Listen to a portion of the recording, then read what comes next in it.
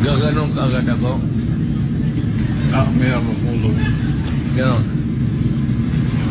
Kautingin naman yan sila. Sino? Kabawa. Ayan, sige pa. Diyan sa labi kami niya, ginaganong ko yan. Pero maya Dinadaya ng bawat isa ang kapwa niya at wala ni isa ang nagsasalita ng katotohanan. Sanay na sa pagsisinungaling ang mga dila nila at pinapagod nila ang sarili nila sa paggawa ng kasalanan.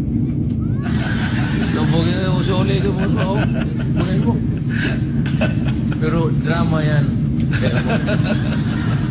Ito sa Diamond Hotel nung parte ng pulis. Ginamit ko ito.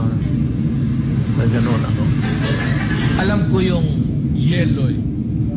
Kasi pagtingin pa lang nila, masama ang tingin. Hostile na. So, silado ako magdrama. Makinig kayo, mga anak, mag-ingat kayo sa inyong kapwa. Huwag agad magtiwala kahit sa sariling kapatid o kaibigan sapagkat marami ngayon ang marunong magsinungaling at manloko. Wala nang nagsasabi ng totoo at ang puso nila'y sanay na sa kasamaan. Natutunan na nilang lokohin maging ang kanilang sarili. Kaya't maging mapagmatsyag kayo at manatiling tapat sa katotohanan kahit ang buong mundo sa paligid ninyo ay pinili ng mamuhay sa kasinungalingan at kadiliman.